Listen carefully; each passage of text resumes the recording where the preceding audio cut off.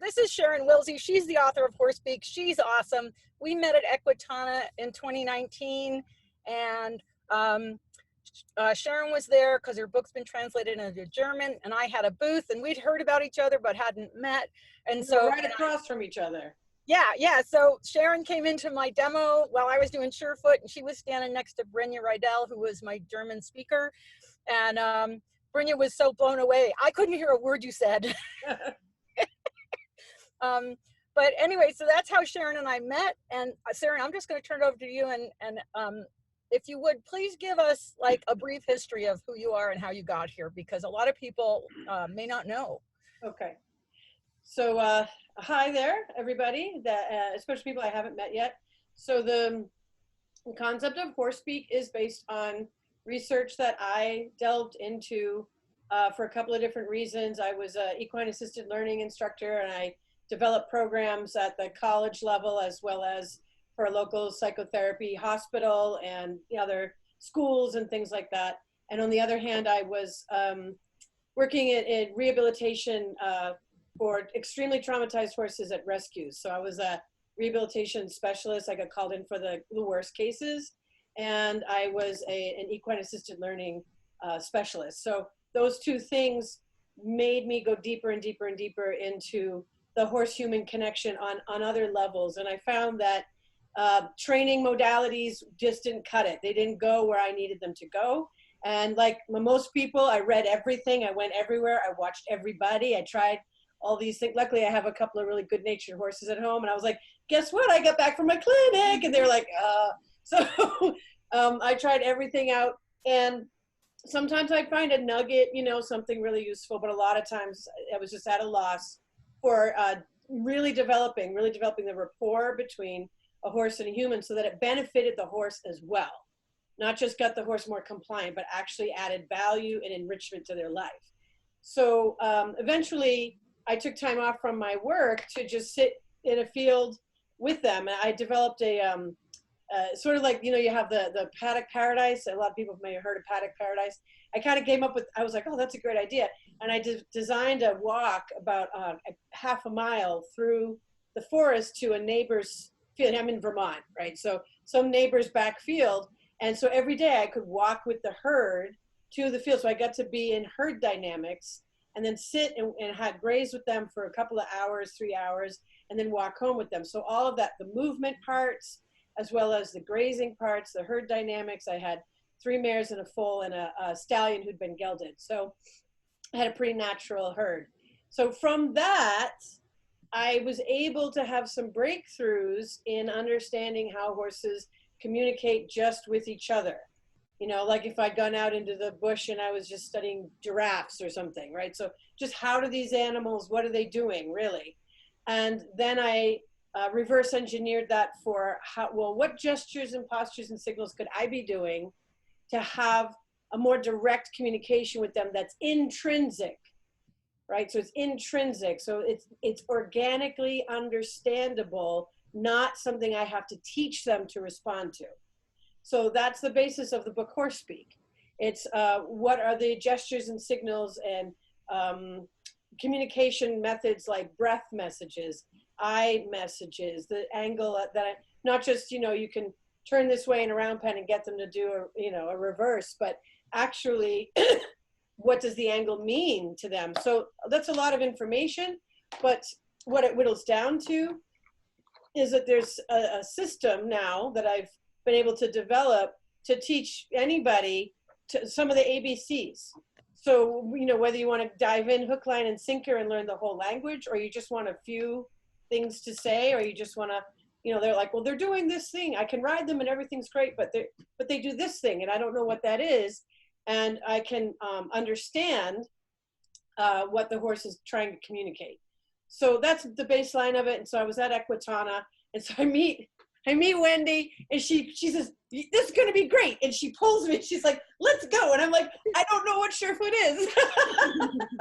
And so we run down, she's like, hurry up. And I'm like, ah, it's this huge pavilion. And she gets it, she starts throwing these little things down on the floor for the horse to step on. And she's like, well, it's Surefoot. And I'm like, yeah, but I don't. She's like, just talk to the horses. Okay. So So I start saying what they're saying. And what was wonderful is that people like Wendy, who have intrinsic awareness of body language, she just gets it. She decodes it and encodes it real quick. She just gets it from the inside of the horse and the inside of her nature, because she's done this very specific work for so long. She knows what they're saying, but she doesn't know how to say she knows that. You know, she hasn't said, oh, because he tilted his head and took a step, or because he breathed that way, that's why I know it. And so many people like Wendy who are, you know, highly talented and can, you know, they do have this sense of, it comes across like intuition, but it's really just that some people's brains can decode and encode really fast and really accurately. And because of Wendy's research and her science mind, you know, she's got to decode and encode accurately in order to have access to what she's doing. Sharon, can you just describe decoding and encoding a little bit more? So decoding is the ability that the brain has to interpret a nonverbal message. And because I work with students with learning disabilities for so long at the college I worked at, was a college for students with learning disabilities. So on the autism spectrum, or they've got cerebral palsy, or, you know, they've got traumatic brain injury, any reason why there's a struggle. So I had to dive deeply into understanding how brains absorb information. And so decoding is the ability to absorb the nonverbal cues of the world. That's how you do your risk assessment. That's how you do your relationship evaluations. That's how you can tell, I can get closer or I should get further away. So all of those kinds of core messages that build relationship, but they also give you necessary feedback. Like when a mother has a baby, the first couple of years of life, they don't really speak, but the mother has to intrinsically decode the baby's gestures. So she's got to know if he's starting to not feel good before it gets a fever, right? So that's a skill that our brains already have. And the encoding process is then responding correctly, right? So you could interpret something wrong and give the wrong message back. So with people like on the autism spectrum, they often have a real struggle with this. It's particularly something that's difficult.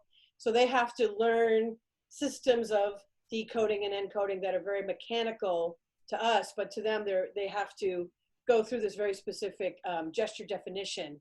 And I worked with a lot of students who were taking courses in it, not just facial recognition, but gesture recognition as well.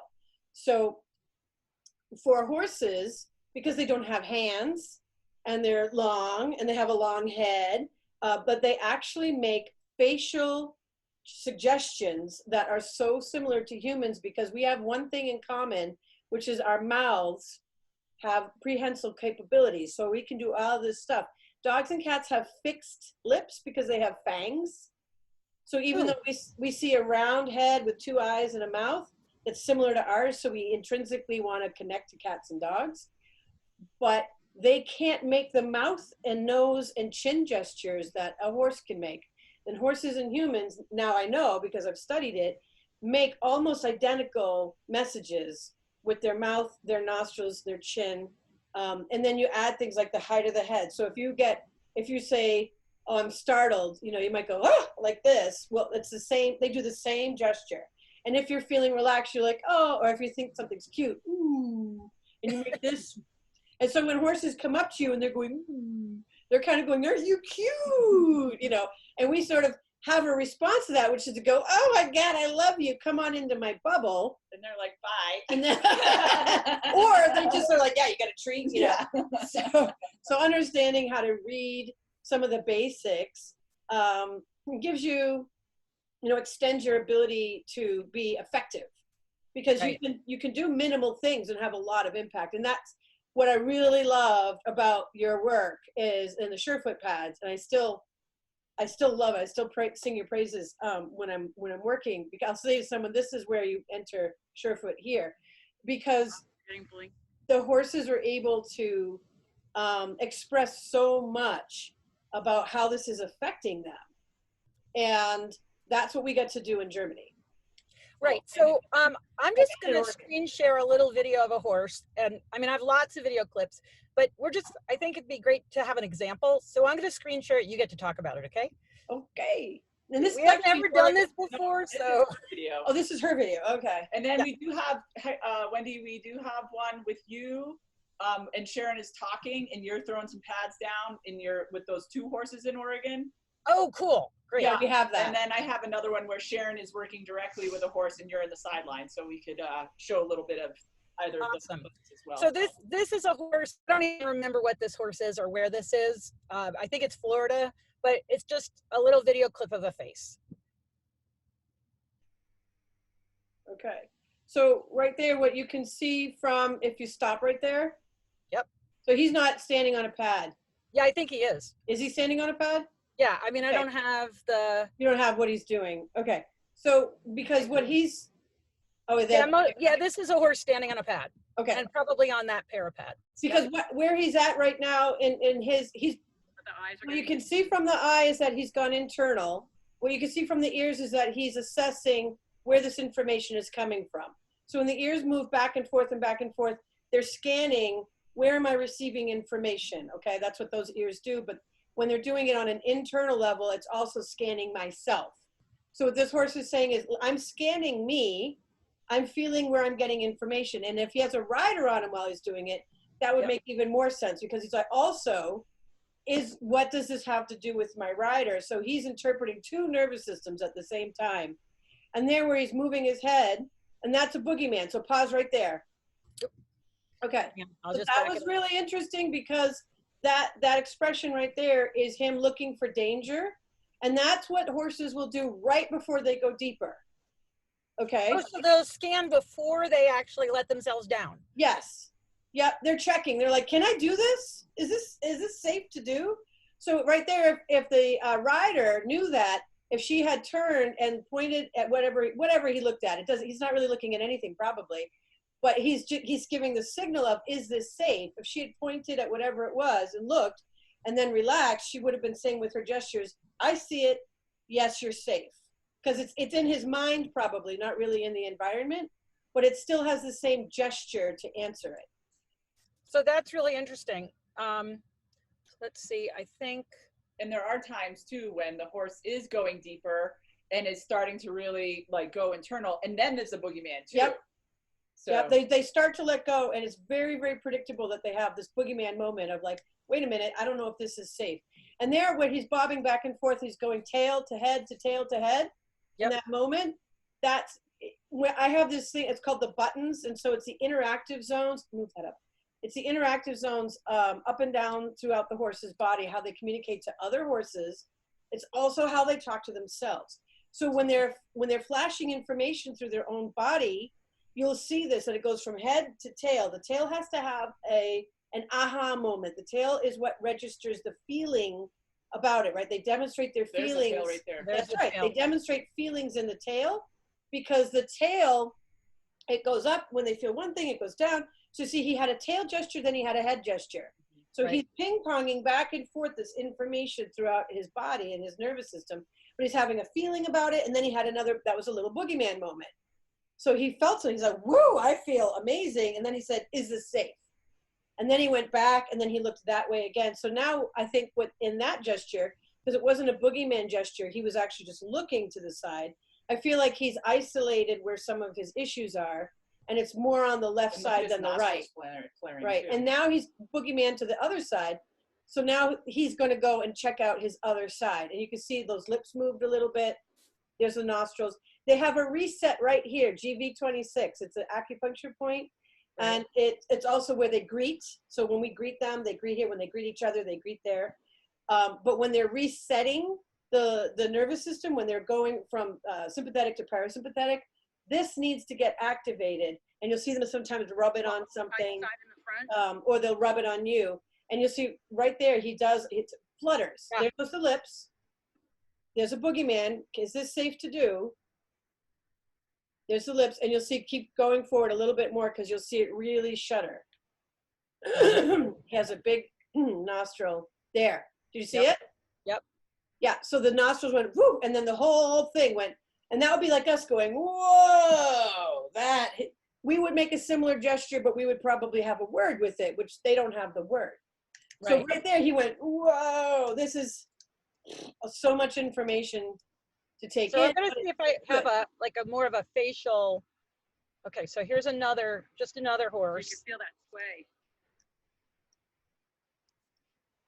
And it's not unusual to see them blink one eye and then the other. Yeah, it's not because the two hemispheres are, you know, giving and taking. They're reading one side of their body, the other side of the body, and his ears are backwards, so he's concentrating.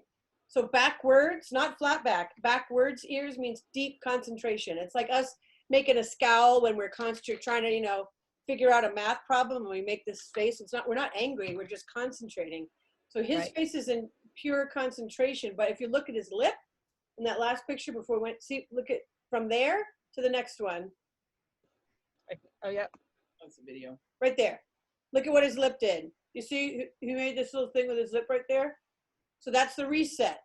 So now he's having that reset, and he's going, whoa, whoa, whoa. I'm feeling it. There goes both eye blinking.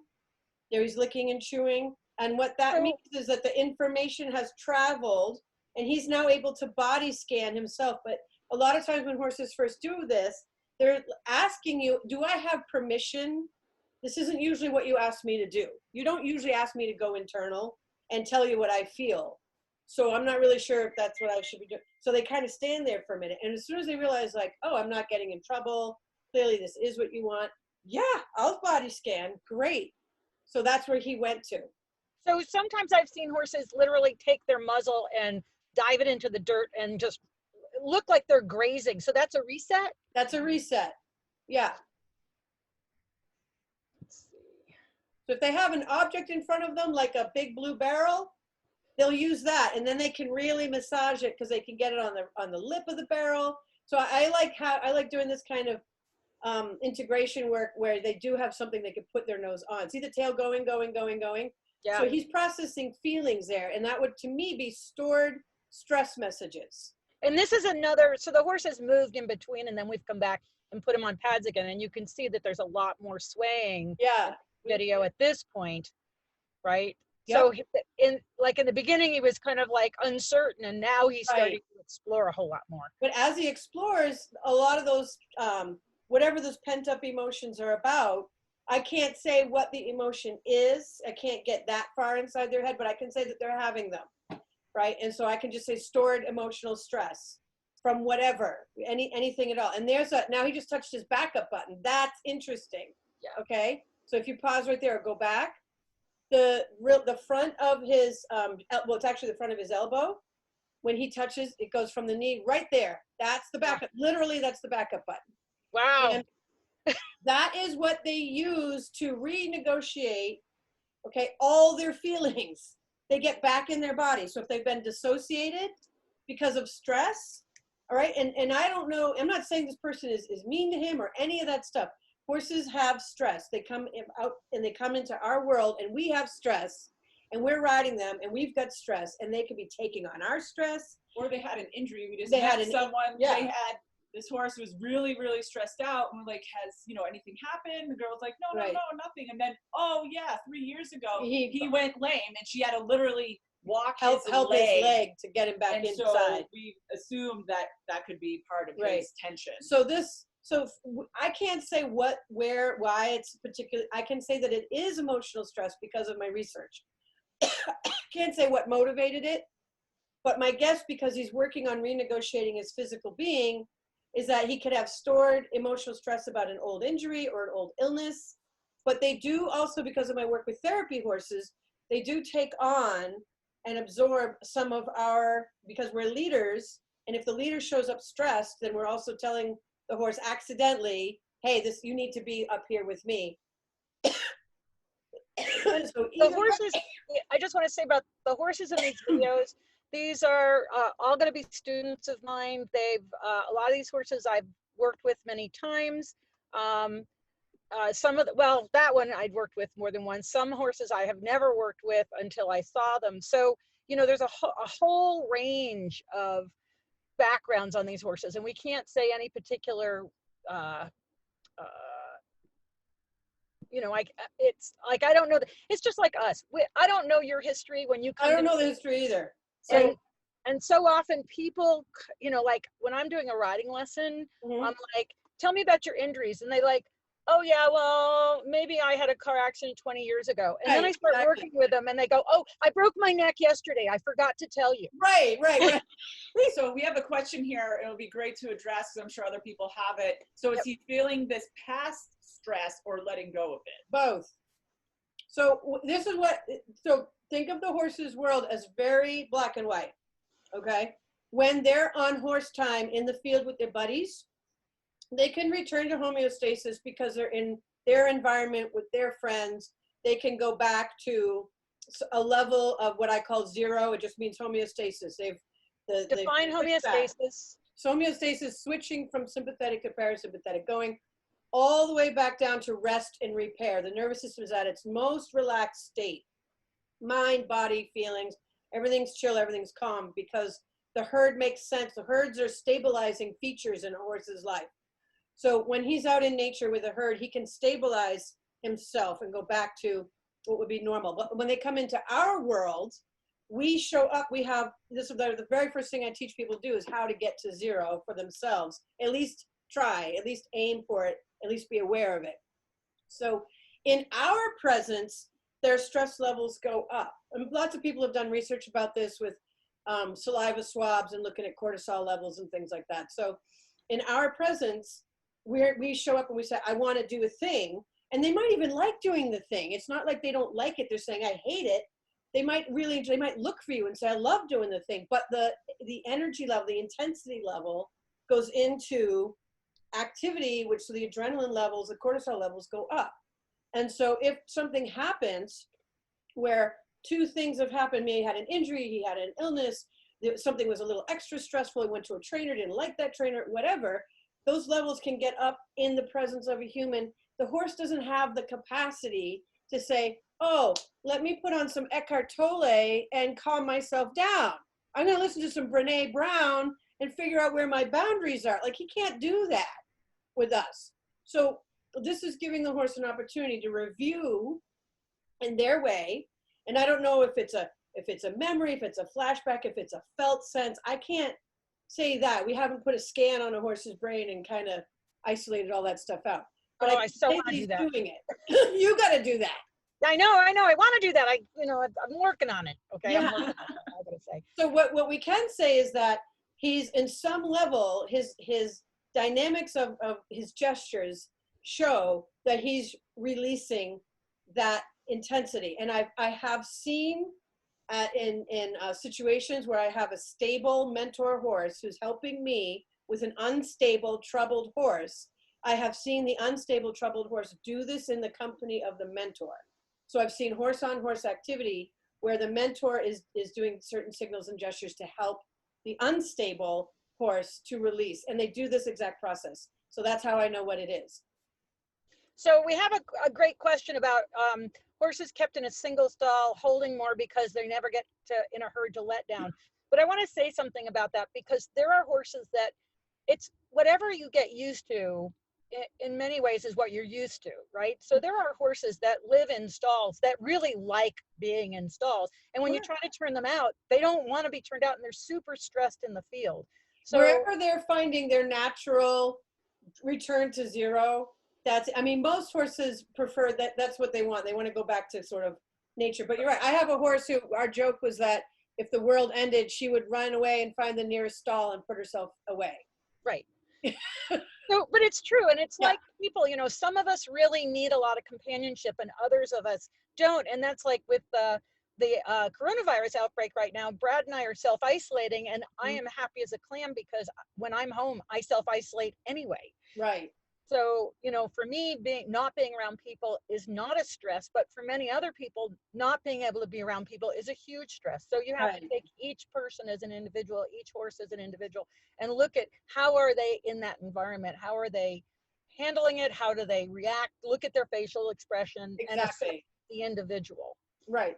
It is the individual. And because of, I'm working with some, like you are, I have to draw a median line of, in general, this is where most horses go back and find their zero.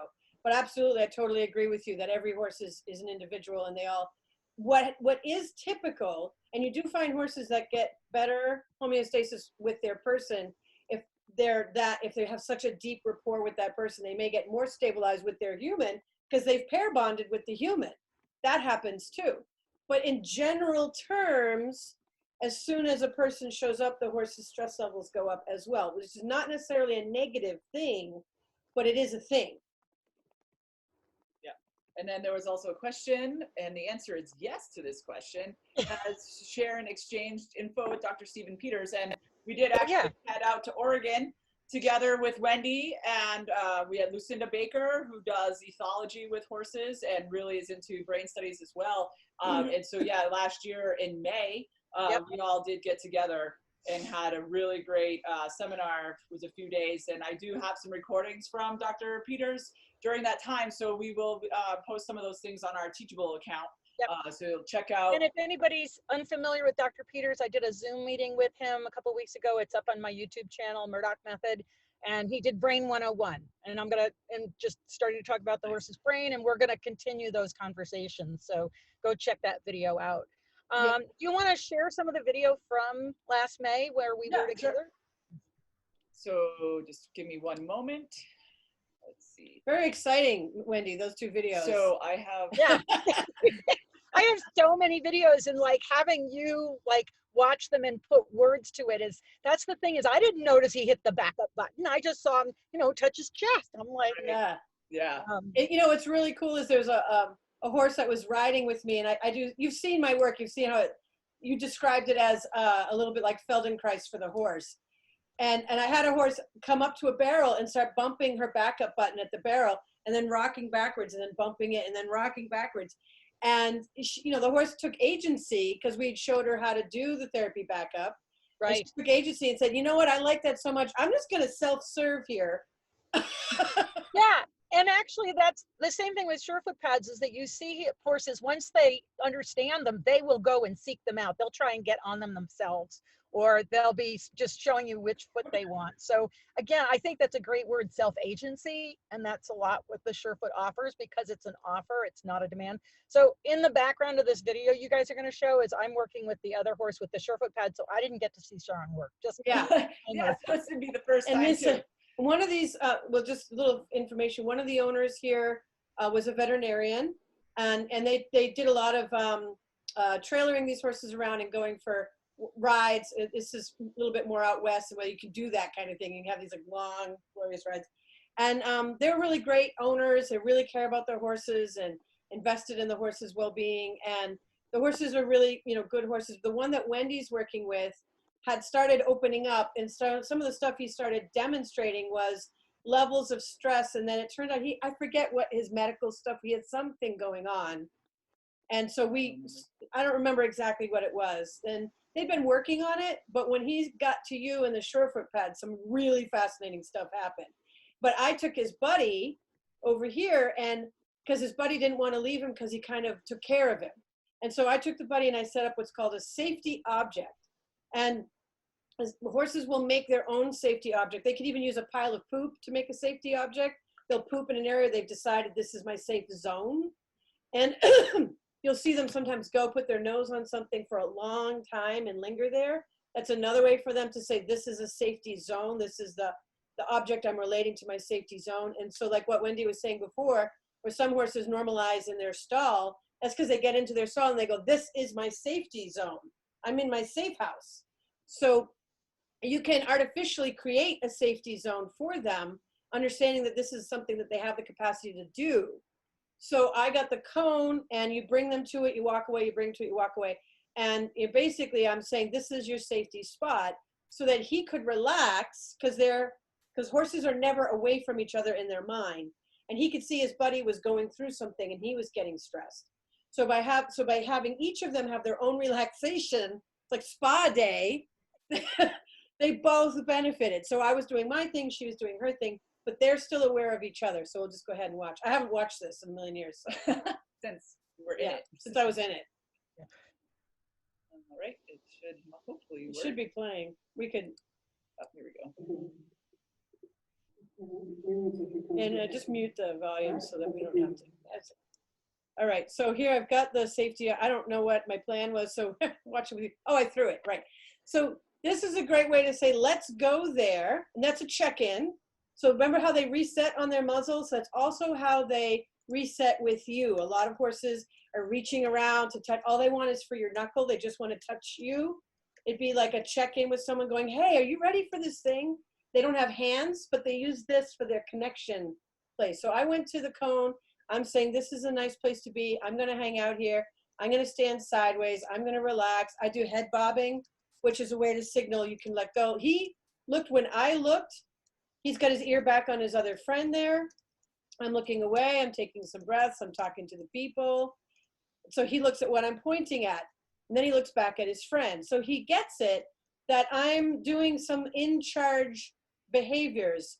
And he says, okay, I guess if you're going to be in charge, I could step towards this safety object. And then I step away as he's coming in so he can have it. So I'm not saying this is for him. I mean, this is for me. I'm saying this is for you. And then I go back to talking to there goes his tail. So he just processed all that information. There goes the tail. That's basically him saying, I feel pretty good about this. And just as a side note, folks, that all the little pieces of tape are all the 13 buttons. There isn't one at the corner of the mouth, which we label as the play button, but you can see, and someone had asked the question about the backup button. You can see it's labeled right here. Okay, sorry. That's good. No, I'm glad you did that. Unless a piece of duct tape had fallen off, which sometimes that happens. So here, what I'm doing is giving him a space to be where he can go deeper. And if you look at his posture, there's a lick and chew. Now he looked away a little bit because there's a boogeyman, because when he relaxed, he also looked at boogeyman. He's the horse who monitors and takes care of things. So for him to let go is a big deal, all right? And so I gave him even more space because I caught the gesture and said, yeah, I'll get out of your space even more. So that's how big this horse's bubble is. I'm using the limit of the lead rope to determine how much bubble space does he need to feel that he can really deepen his relaxation. And so Wendy has done her thing over there to do some surefoot stuff. Now she's walking him off so he can have an experience. You should talk about that, Wendy. The experience that you like them to have after standing on the surefoot. So I always, not all horses, because your sore horses or your older laminitic or arthritic horses don't want to do it, but normally I want to walk the horse off so that he integrates that packet of information. So it's just like us. You gather a little piece of information by standing on the pads for a couple of minutes, and then it's about taking the information back to the ground, how your foot meets the ground. So while I think of it as like standing on the pad is uploading, and then walking off is processing. Oh, right? Good. Can you answer this question, Sharon? We have, are they backing up to the stressor? She had questions about the backup button. Oh, no. Backing up, it would be, the gesture is, how we would translate it is, I'm feeling back in my body now. I'm feeling better now. I'm getting backing up into myself now, instead of being like all in my head, all like, go, go, go, go, go. It's sort of a soothing self gesture, but it's specifically related to taking information back into the body and having a different emotional experience. So Sharon, can you describe what just happened, like when the horse I was leading came back to the pads, Yeah, the horse go back. holding. And also Sharon had her core on the horse that she's working with, and as soon as she turned her core off of him, he then had stepped up to the. Explain what you're talking about there. Okay, so well, I'm going to look at Wendy's horse. Okay. So Okay. So much is happening. I know. I know. So he's on that pad, and it's interesting. He sniffed the back of your neck. Specifically, that is a gesture that they use with each other when they're saying, "You're my friend. You don't bite me." Yeah. Okay. So they'll sniff neck on another horse because they'll bite neck on a horse if they're like, "Get the hell out of here!" Right? Oh, and he just yawned. Yeah. Right. Yep. So he sniffed your neck, and he's going, "You're my friend. You don't bite." And then he could release more. So for him, for his personality, he's not as much looking for, are you going to protect me from the boogeyman? He's more saying, you directly, you're a nurturer. I feel nurtured by you. So that was that message. So then you put him on that pad. And this is fascinating. I just love this part where they're trying out different pads. And right there, he's bending. So he's really bringing that information all the way through the arc. And Wendy, you're better at describing that than I am. about a correct bend through the horse's body and how they use their rib cage. And yeah, because bend actually it comes from the rib cage. But what was really interesting is, like, some people say that the horse paws at the pad and he's saying he doesn't want it, but in that case, that horse was saying, I want it under that foot. yeah, And yeah, sometimes they'll actually paw the pad back to the back foot, and people are thinking, oh, he's rejecting it. It's like, no, he's telling you where he wants it. yeah. So we have to be careful about the interpretation when they kick the pads around. A lot of times they're actually trying to direct us in the best way they know how. Yeah, and they're very black and white. Their gestures usually mean exactly what they mean. You know? Like, we do interpretation, like, yeah, you know what I mean? We interpret, we extrapolate way too much. Yeah. If they push it backwards towards the back foot, they're literally pushing it backwards towards the back foot. You know, or they're playing with it, like, because if I stand like this on it, or like this, or like this, or like this, or like this, I've got a different rotation through my shoulder depending on what I did. So when he's exploring that, he's like, which one do I want to do? Screw it, I don't want to do this foot. I actually want it on the back foot. And I love that you picked up the pads and walked with him, because then you limited some of his choices. So he could have, these are the pads he picked, because he was interested, and then you brought him down there to put him in a different place. I'm assuming you're doing that to give him a fresh look at it, to give him a fresh experience. I love how his friend looks at him. I think it was also because he was so stuck to his friend that I was then going to take and I don't know, maybe they act like it's a safety cone, right? That's one of the things with the pads, is it becomes that safe zone, like what you've built with this horse with a cone. And I'm just moving it to another location, so that I'm just saying all of this space is okay. You can be in all of this space and feel good. That's right. And his friend agreed with it. Now you see how he had a little jolt through his whole body, the horse you're working with? I missed it. I was looking at your horse. Okay, I know this is so his whole body went joink like that, and that's a symptom of that nervous system not quite being able to downshift. There it was. Did you see it that time? Yeah, it was a little jerky. Yeah. So that is it's like a little electric charge, because his overall posture is starting to go into what I call O posture. It's like it's a skeleton reframe, like their skeleton is dropping. All the bones that go up when they're ready to run start coming down, and he's going into that. But he hit a level, and it, like, the electricity went zoop, zoop. Well, like, and that's really nice, because he let his neck down. Do you remember the history on this horse? No, I don't. I know there was something. He had some. They did X-rays and something. Yeah, I don't remember. Yeah, and he was just really anxious by himself, and really had a hard time being separated from his friend. Yeah, we had to bring him in, because Sharon was just going to work with this guy, but then he was not happy. He was not happy by himself. So I do have another video that is, the two horses are loose. Whoops, wrong button. Sorry, folks. It's okay. Just give me 1 second. Hey, here we are again. Here we go. All right, we're going to go back. So I didn't realize that there was a limit of 100 participants on the Zoom meeting. So we've been at 100, and obviously I'm going to post this, but then I'll try and, just so you know, I guess I have to upgrade to another level. Well, I did a quick email to folks about this thing. Sorry, I'm just rewinding really quick. So now this is with the black horse, the one that with the one with the buttons on. Right. So this was before we separated them, I believe. This was at the end. This was at the end. This is the end? Okay. This is So now what the black horse just said to the other horse is, this safety cone is great. you can hang, and so the other horse had to circle it and look at it from every angle and go, yeah, that's a great safety cone. I love that. And then you're like, guess what? These Surefoot pads are great too. So that's what because I remember the black horse had not been on the pads, and he wanted to know what it was going to be about. He watched the other horse. Yeah. So he gave the safety cone to the other horse so that he could have a safe place to be. And the black horse is like, yeah, my turn. I want those things.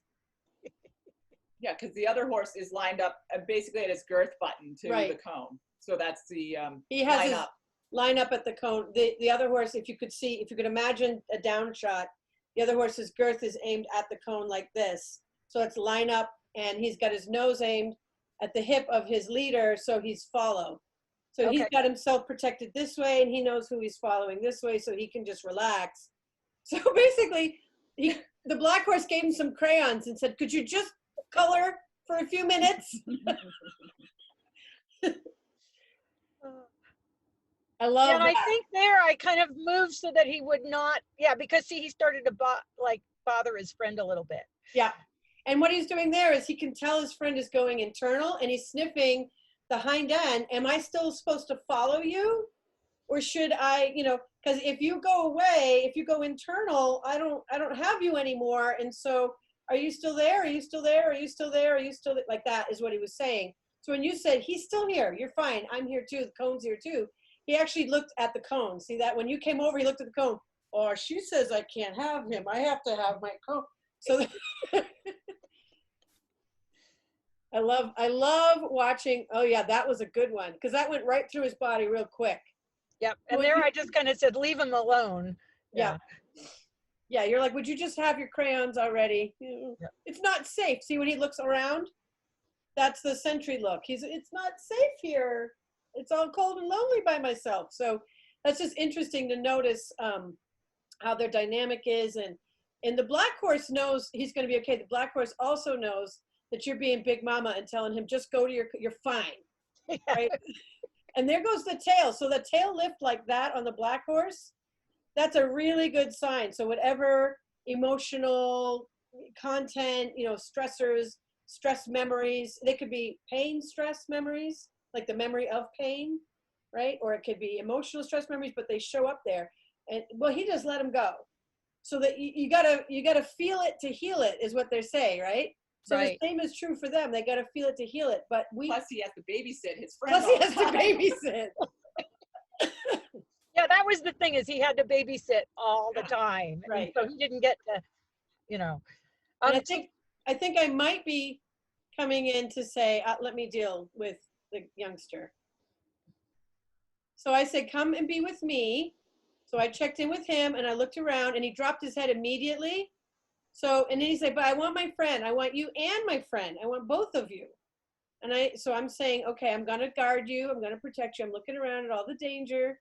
Now I'm going to ask you to back away a step and I'm using backup button so he gets in himself. Yep. So it's not just stopping him from doing what he's doing. I'm addressing his anxiety by touching backup button.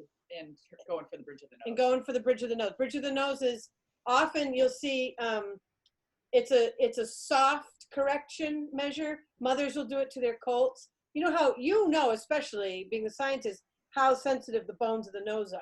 Yeah. So when you touch those bones on the nose and you're very soft with them, and see he yawned there, that's good. You're saying, I've got you and I've got all of you. Because if you touch here, you can access the entire skeleton. Yes.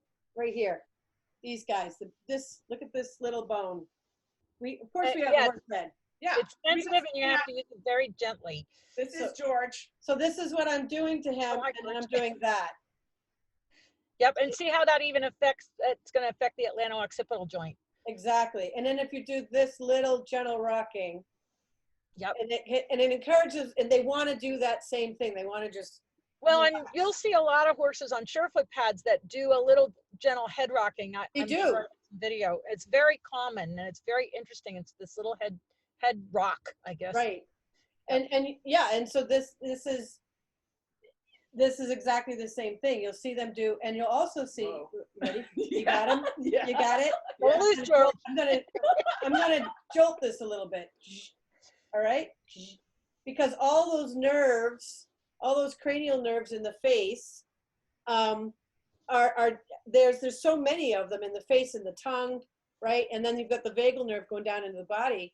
And when they start to readjust, you'll see this kind of activity. And there's so much that needs to happen. And you can explain this better than I can because I'm not a specialist on all the specific bones and stuff. But from where the head attaches to the neck and then how that moves through the back into the sacral joint. Well, you're accessing all the way through the spine. You can access all the way through the spine from the nose. Cranial sacral. Cranial sacral. Yep. So let's go back and watch them again because it's really interesting when you hold the skull and do the computer Yeah. One way to And skull somebody is asked, right there. let's see, it's Right here? Yeah. one of our horses is on the pads. The rest gather and start yawning and blinking. Yes, you can definitely have herd effect with just putting one horse on pads. Absolutely. Right. In fact, you have people effect. So when I do Surefoot workshops, by about 3 o'clock, after about 2 hours of putting horses on pads, everybody's so doped up that I gotta stop. I gotta. Yeah. Yeah. And so see the high tail lift there on the black horse? Yep. So I asked the more nervous, the insecure horse to deal with getting back in himself. The black horse relaxed, released, and then actually said to him, hey, you know, you need to, I want you to kind of give me more room. I'm demanding that you give me more space now. So I want access to this Sharon or these pads, because he kind of made him go away from the pads there. So like if we would come back in at that moment, he was able to take a little bit more of a higher level of control of his buddy, which he didn't want to do before because he didn't want to upset him. So they're both normalizing, and he can actually take a better tack in the relationship. Does that make sense? Mm-hmm. All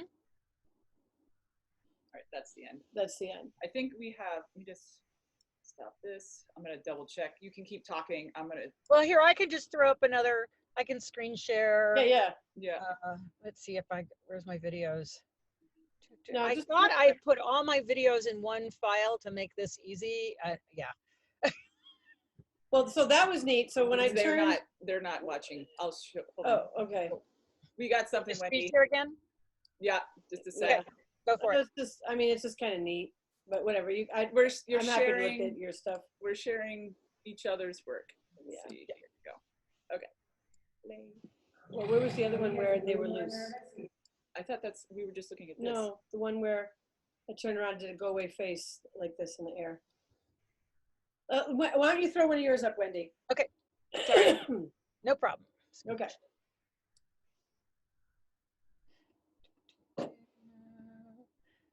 This is just a random video. Drop the sound out.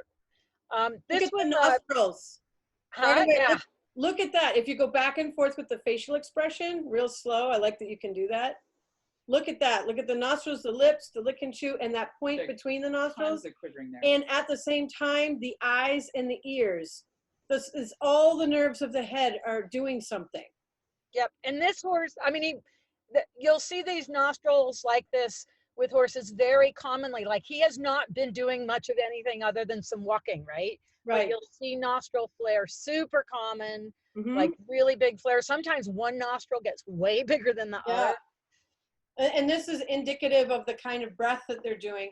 Horses use their breath as part of their messaging system. Because if you're a prey animal, you want to take advantage of all the quiet messages you can possibly be giving. Because you don't want to draw, you don't want to let the predators know where you are. So they use breath messages. So in that case, he's using breath messages about himself. Okay, it's just another horse. Oh, that's a good rock back right there. Do you see that? Yeah, we'll do it again because I was messing with the sound. See that? He rocks all the way back. That's another feature of the backup button. He's got a blanket on and stuff. But that's another feature of that rock back. It's like, but you see that little head twist? I'll slow it down. Yep. Actually, you can probably see it if I go backwards. Yeah, and there's the lips. There, that little head twist. That's super common. What is that? That's what we were just doing with the skull, where he's micro adjusting his atlas and his occipital region, and he's micro adjusting that, but he's also, look at how tight the back of his jaw is.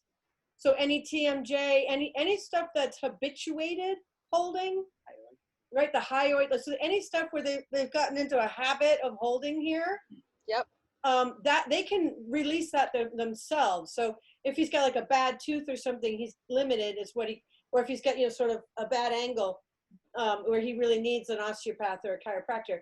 But there's a lot of stuff that horses will release themselves when they given a chance to know about it. And I think one of the things you and I talked about with Dr. Peters was something about, since when horses are first born, the first 1 to 3 years of life, their brain's main focus is balance, mobility, proprioception. Just like people. Just like people. So that's the main focus. They're not even ready. This is what I remember him saying. They're not even brain is not ready for focus and concentration until between like 3 and 4 for most horses. Yep.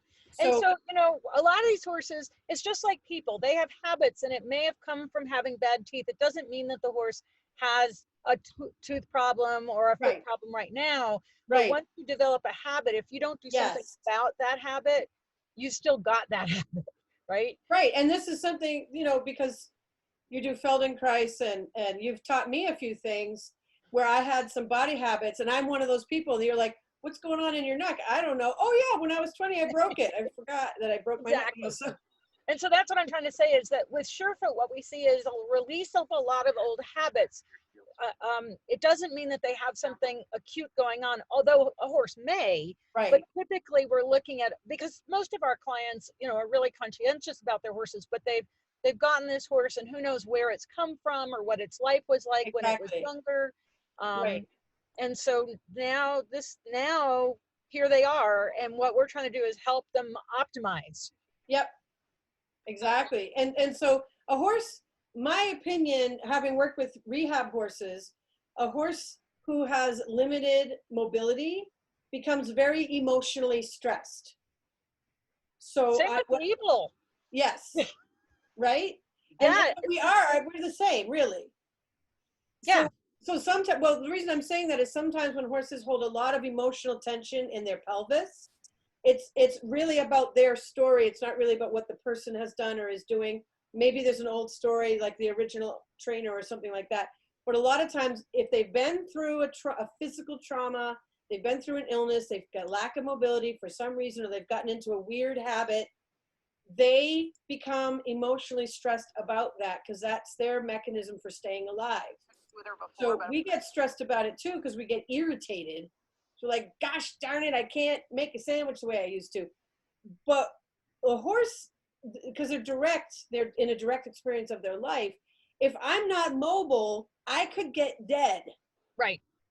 That's their coronavirus, you know? They're like, well, and this is something, you know, like so often people want to make people and horses so different in the way we look at them. But I don't know if I probably haven't told you about my my little analogy for understanding vagus and the similarity between horses and people.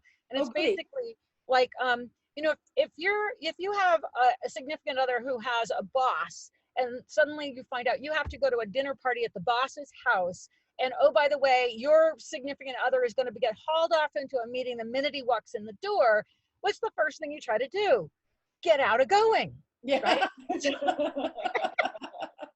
What's the first thing the horse tries to do is get out of going, right? And so then the next thing is, all right, you have to put on your makeup and you got to get your dress out of the closet and you go to the party. And the next thing you do is you scan for the exits. Like, where can I get out of this party? What's the minimum amount of time I have to spend, right? And then the next thing is you walk in and you go to the bar and have a drink. Well, the horses can't have a drink, right? They can't do that. So they're going to flock. They're going to go, there's a friend, there's a horse. And what do? We find somebody at the party that 5 years ago we met at a horse show because nobody else there is a horse person. And we flock to our friends that know horses. And then what we do is we go to the snack table and we graze. And what do horses want to do? They want to graze to reset, right? That's we do the same things. And then of course, there's always the person that's so not okay that they fool around. And what do we have? We have the horse that fools around because he's so not okay. Exactly. And that's this distractive mechanism. Robin Hood coined the phrase domesticated flight. Yeah. Food. Right. And so we just do this because we're so uncomfortable. But, you know, when we start to realize, wow, I hate to go to those dinner parties and have to get dressed up and have my tack put on and somebody's going to stare at me and then somebody's going to tell me I'm not doing it right. You know, we're going to have that same vagal, I'm not safe response as the horse. And since we're both mammals, we all have this vagus response. And so it's super important to recognize, how would you feel in that environment if you were that horse? And I think with that understanding, you can start to relate to them in a way that recognizes what you have to do is make them feel safe and comfortable. And the minute we start to recognize what they want is to feel safe, and that we can help them feel safe, then they're going to start to trust us and we can improve this relationship. Yeah. And by understanding the buttons, the encoding and decoding that you do, it helps us recognize when the horse is not feeling safe, when he is feeling safe, when he's processing information, when he's trying to work something out, or when we've done something that actually is, he's gone, wow, that's really feeling good. I didn't know how to do that. Can you do that? Like the backup button. Can you do that again? So that's really what it's about for me, is recognizing our similarities. And that's also with all these Zoom message meetings, is recognizing our similarities and how can we come to this place of understanding to make everyone feel okay so that we can all learn and grow together. Exactly. Beautifully said. Yeah. And with that, we have 2 minutes left. So what's your, I haven't thought about this, but what's the most important thing to you right now? Well, I just wanted to add one thing, which is, our horses here, of course, we talk to them all the time. And I had someone come do a cranial sacral treatment on one of my horses that has, a history of physical issues. And in the middle of receiving the treatment, which she's standing in a field, saying, yeah, no halter, nothing, she was having a hard time releasing. So in the middle of getting her treatment, she's still having a hard time so I said to her, boogeyman, and then I put up my palm to say, I've got you. And that was all it took for her to go, okay, I'm safe. So even in this dynamic, wonderful relationship, sometimes you need that little extra. And what I wanted to add about your work is that I love the way horses say, this is a safety object. They do turn the surefoot pads into a safety object. And then they say, not only is it a safety object, I get to renegotiate me. And you're going to watch and you're going to be here for me while I renegotiate me. So even if you don't know any horse speak, but you put your horse on some surefoot pads, by the fact that you've done it, you're setting up some of these guidelines. Yeah, absolutely. And I just love the power of the palm, folks, like using your palm without touching, just from in the air, 10, 15 feet away. You can wave your hand over all of the buttons and watch those micro gestures, just as you saw with the horses on Wendy's surefoot pads, that, you are actually making an influence on the horse as soon as you show up into their personal space. Absolutely. Absolutely.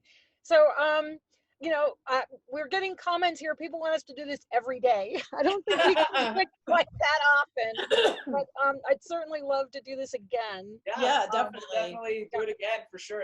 It's really fun. And for anybody who has not read Sharon's book, it's called Horse Speak. You can find it. Where you got a copy right there? Got Horse Speak.